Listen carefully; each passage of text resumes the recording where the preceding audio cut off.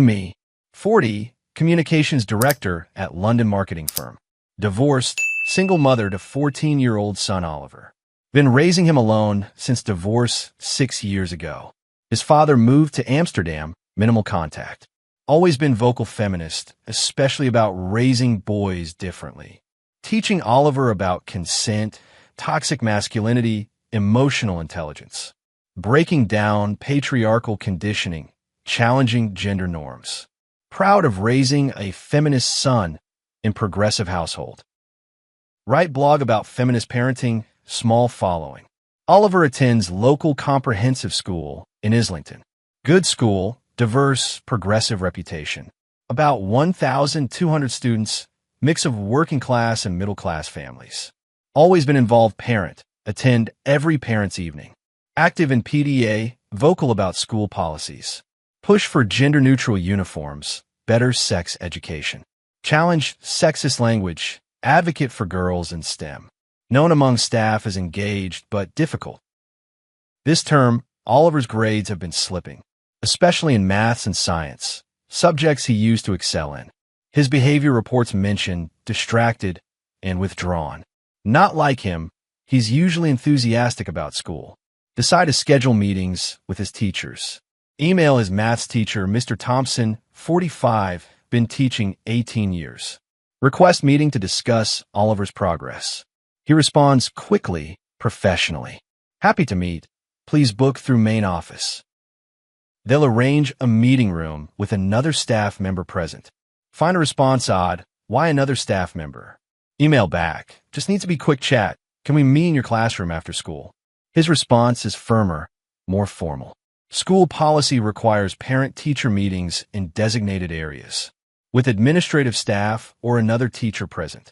Please book through proper channels. Feel annoyed. Seems unnecessarily bureaucratic. Call the school office. Speak to secretary. I'd like to book meeting with Mr. Thompson about my son. Of course, I'll arrange that. When are you available? Tuesday after school, around 4 p.m. That works. I'll book meeting room and arrange for year head to attend. Why does year head need to attend? This is bizarre. Is it normal to have 3 people for a parent meeting? It's standard policy for one-on-one parent-teacher conferences. For safeguarding and transparency purposes. Safeguarding from what? Having a conversation about my son's maths. Tuesday arrives. Go to school for 4 p.m. meeting. Directed to meeting room, glass walls, visible from corridor. Mr. Thompson is there, plus Mrs. Patterson, the year head. Also a teaching assistant sitting in corner taking notes. 4 people for a meeting about my teenage son's grades. Thank you for coming, Mrs. Harrison. It's Ms. Harrison. I kept my maiden name. He corrects himself. Apologies, Ms. Harrison. We discuss Oliver's maths performance for 20 minutes. Mr. Thompson is professional but distant. Answers my questions, but volunteers nothing extra. Mrs. Patterson mostly just observes, occasionally nods. The whole thing feels formal, stilted, uncomfortable. Not like parent-teacher meetings used to be. Ask about extra support options, tutoring, resources. Mr. Thompson provides information, but keeps glancing at Mrs. Patterson, like he's checking if his answers are appropriate. Meeting ends after 30 minutes. Feels unsatisfying. Didn't get the detailed insight I wanted about Oliver. Next week, similar situation with science teacher. Mr. Patel, 38, taught Oliver for 2 years. Used to have friendly rapport with him at school events. Same formal meeting room setup. Same additional staff present. Same distant, careful responses. Same uncomfortable atmosphere. After that meeting, stopped by Oliver's PE teacher in corridor. Mr. Davies, 50, Welsh, been at school forever. Always friendly before, chatty at sports days. Mr. Davies, can I ask about Oliver's participation in PE? He immediately looks uncomfortable, steps back slightly. Perhaps we should schedule a proper meeting through the office. I just have a quick question. Takes 2 minutes. He's scanning the corridor, looking for witnesses. I really think it's better to go through official channels. For both our protection, you understand. For both our protection? What does that even mean? He excuses himself quickly, practically fleeing. The avoidance is obvious now, not just procedure. Male teachers are actively avoiding being alone with me. Talk to another mother at school gate pickup. Caroline, also single mom, son in Oliver's year. Have you noticed the male teachers are weird about meetings? She laughs. You mean the whole witness requirement thing? Yeah, it's ridiculous. We're talking about our children. Caroline lowers her voice. It's because of safeguarding policies. Male teachers won't meet with mothers alone anymore. Too risky, one accusation and their career is over. This seems paranoid, unnecessarily cautious. But I'm not going to accuse anyone of anything. They don't know that though, do they? So they protect themselves by never being alone with us. She shrugs. Can't blame them really, after what happened to Mr. Foster. Don't know this story. What happened to Mr. Foster? History teacher, left 2 years ago before you joined PDA. Parent accused him of inappropriate behavior in a meeting. Turned out to be completely false, but he was suspended for months. Investigation cleared him, but he left anyway. Reputation destroyed. Feel defensive. But that's one case, an exception. Maybe, but teachers remember they talk. Now, they all follow the same rules. Never alone, always witnesses.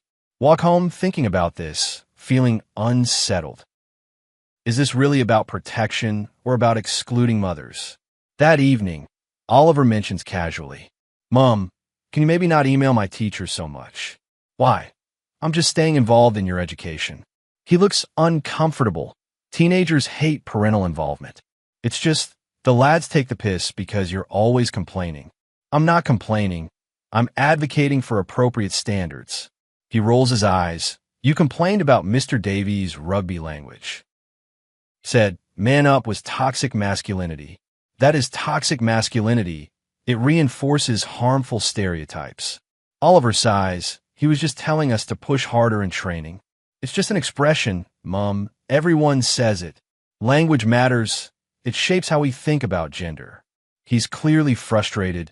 You also complained about the house system. Said naming houses after historical figures reinforces male dominance.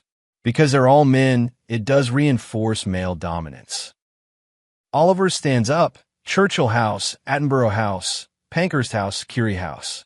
2 men, 2 women, it's literally equal. But you wanted more women's names. Don't remember that detail. Thought they were all male.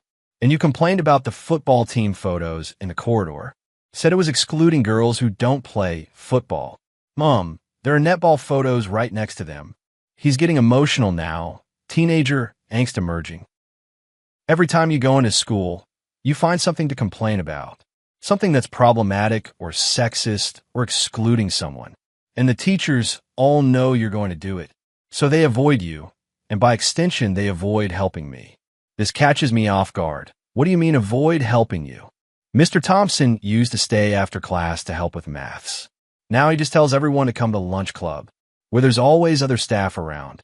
Oliver continues, and Mr. Patel used to let students come early to use the lab. Now he's canceled that, says it's liability issue. But really it's because he doesn't want to be alone with students or parents. Feel defensive. That's not because of me. Mom, you literally reported Mr. Davies for putting his hand on my shoulder. Said it was inappropriate physical contact. He was congratulating me for winning the match. Did report that. Thought it was necessary. Unnecessary physical contact can make students uncomfortable. I wasn't uncomfortable. You were uncomfortable. And now Mr. Davies barely talks to me in PE. Afraid you'll report him again for something else. Oliver is properly upset now, voice rising. All the lads know, they take the piss constantly. Watch out. Oliver's mom will report you for toxic masculinity. Better not say guys around Oliver. His mom says it's excluding. He's crying now. Teenage boy tears he's trying to hide. I'm just trying to make it through school, Mom. And you're making it harder by constantly complaining. The teachers avoid us. The other parents think you're difficult. And I'm the kid whose feminist mom ruins everything. Feel like I've been slapped.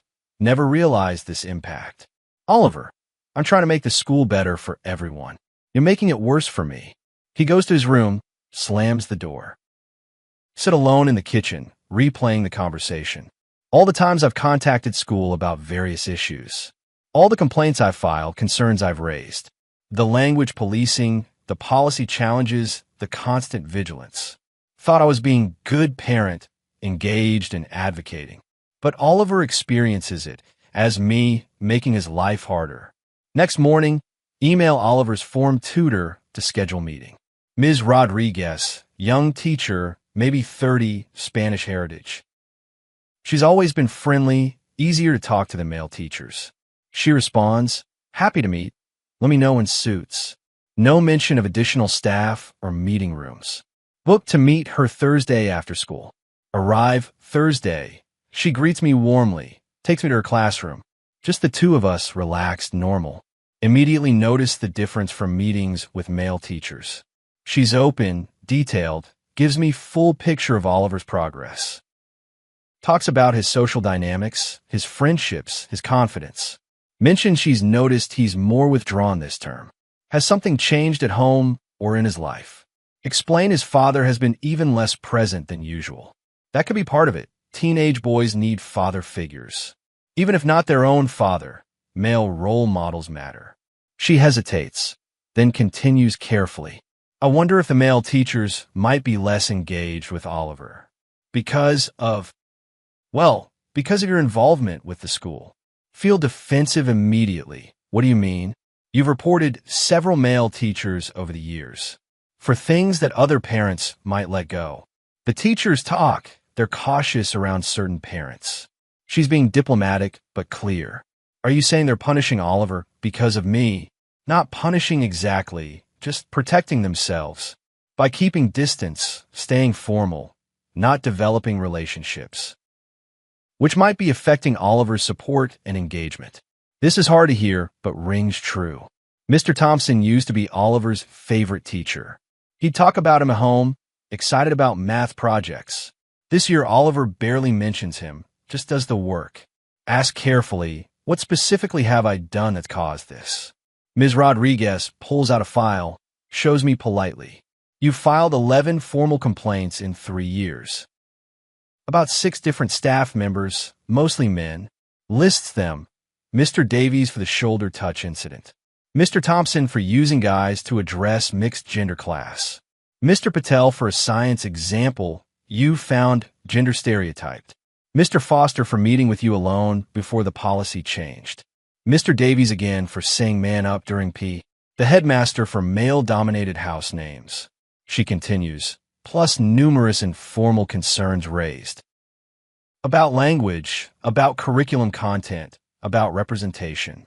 You're very engaged, but it's created an environment where male teachers are afraid to interact with you. Feel tears starting, this is not how I saw myself. I was trying to make the school more inclusive. I understand that intention, truly.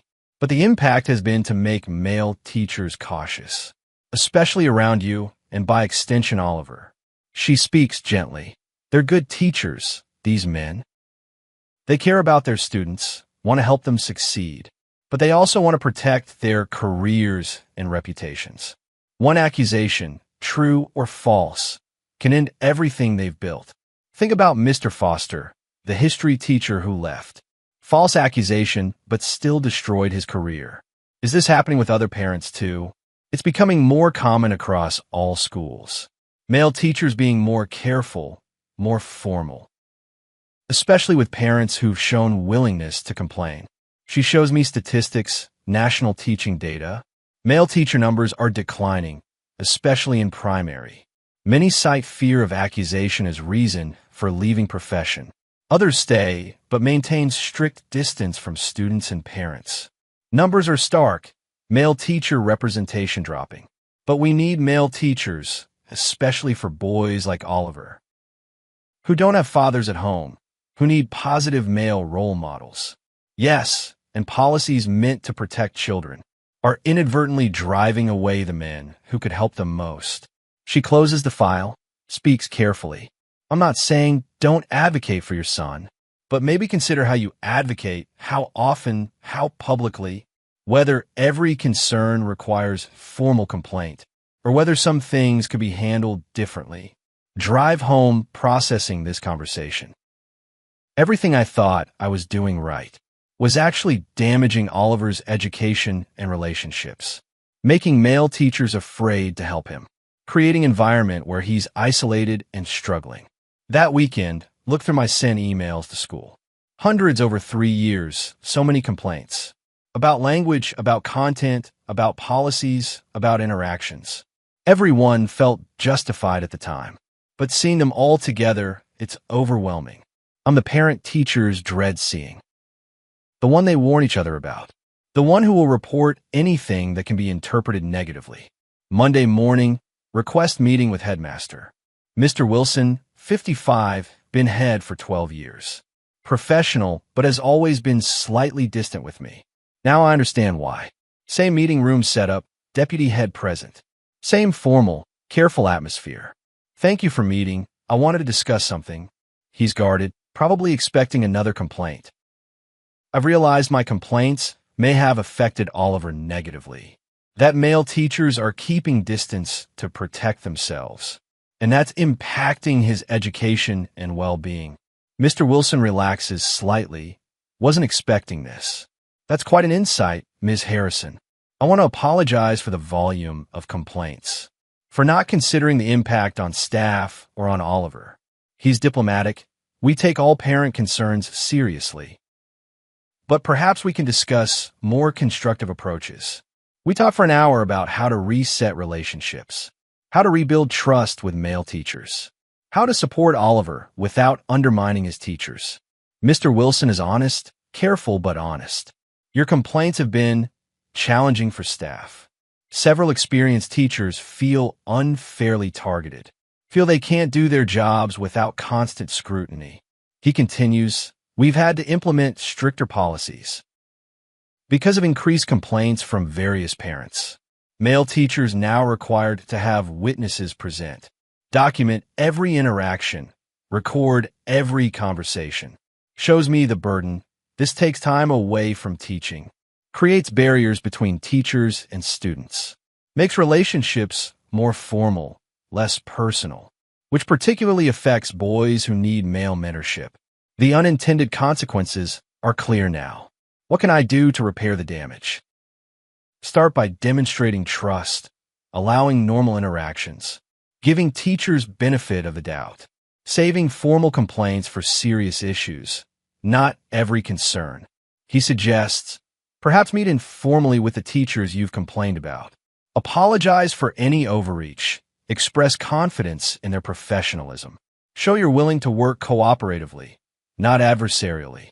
Over the next weeks, do exactly that. Request informal coffee with Mr. Thompson. He's skeptical at first, brings Mrs. Patterson as witness. I wanted to apologize for the complaints I've filed, for making you feel like you couldn't do your job, for not trusting your professionalism and experience. He's surprised, clearly didn't expect apology. I appreciate that. It has been difficult. Every interaction, wondering if something will be reported. Second-guessing every word, every gesture, every comment. We talk honestly about the impact. I stopped doing extra help sessions after school. Canceled the math club I ran for years. Just couldn't risk being alone with students anymore, especially with parents who had complained before.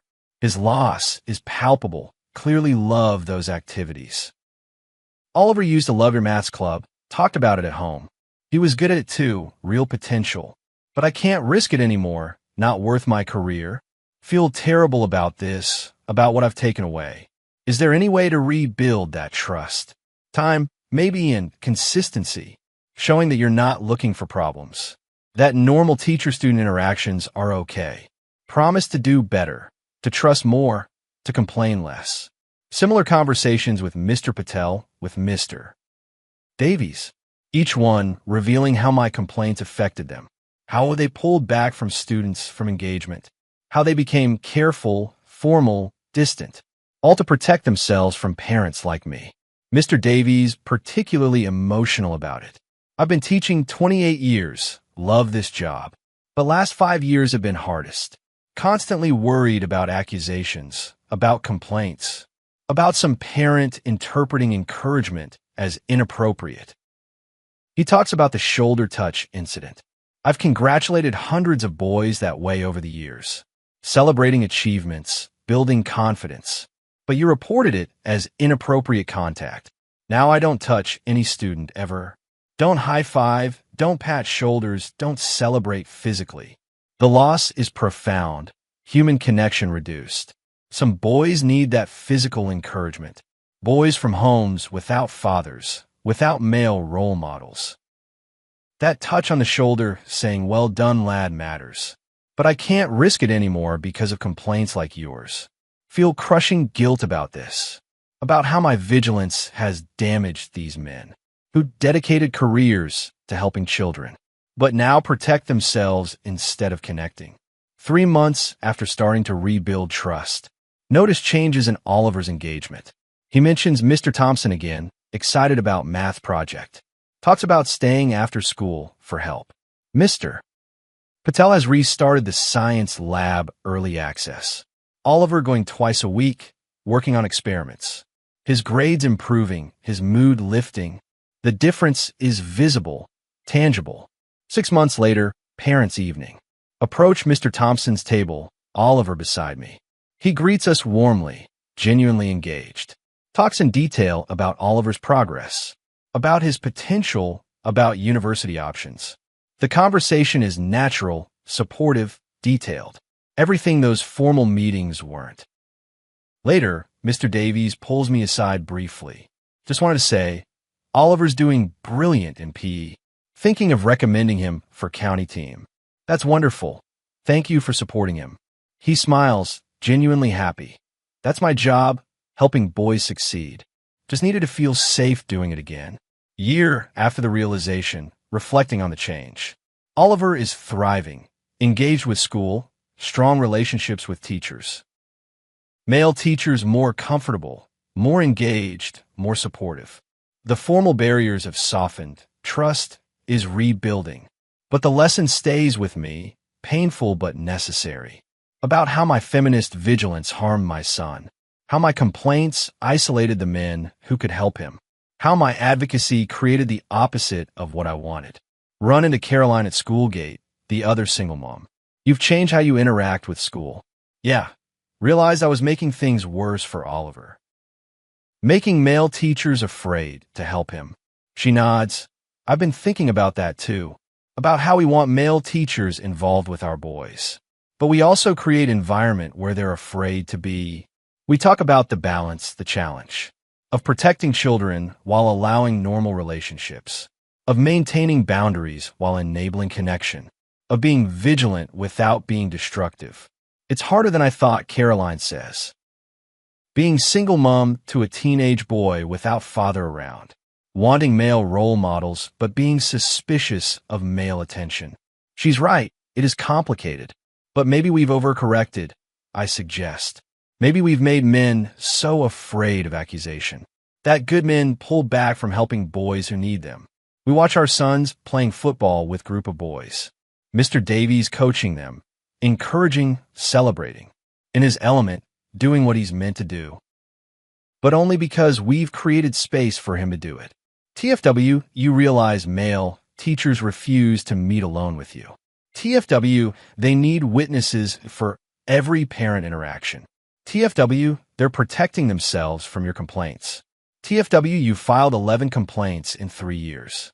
TFW, your son is isolated because teachers avoid him. TFW, they canceled clubs and support to avoid you. TFW, your feminist vigilance harmed your son's education. TFW, male teachers are afraid to give physical encouragement. TFW, good teachers leave profession over false accusations. TFW, you apologize and slowly rebuild trust. Still believe in protecting children from harm. Still think safeguarding policies are necessary. Still advocate for my son's education.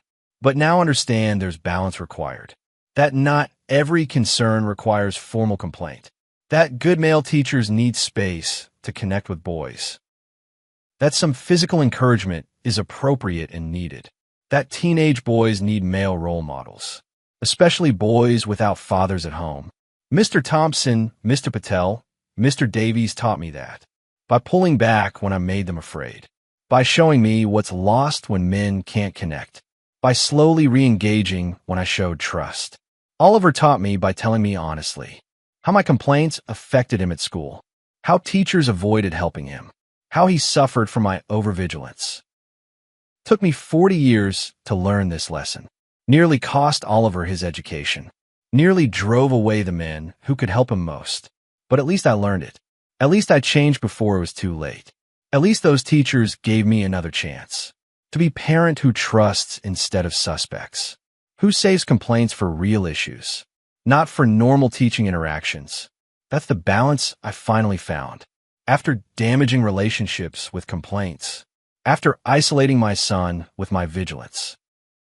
After making male teachers afraid to help. Now I trust more, complain less. Let teachers do their jobs professionally. Save my advocacy for things that truly matter. And Oliver thrives because of it. Because male teachers feel safe helping him again. Because they could be the role models he needs. Without fear of complaint for every interaction. That's what matters most. Not my ideology or my vigilance, but my son having the support he needs. From good men who chose teaching. To help boys like him succeed. If we let them. If we trust them. If we don't make them afraid. To do what they do best. That's what I finally understand. At 40, as single mother. Raising teenage boy alone. Who needs male teachers more than he needs. My feminist complaints. About every small thing. That isn't actually harmful. Just normal teaching. In normal schools. With normal boundaries. That I made abnormal. With my overvigilance. Until I learn better. And let the teachers actually teach my son.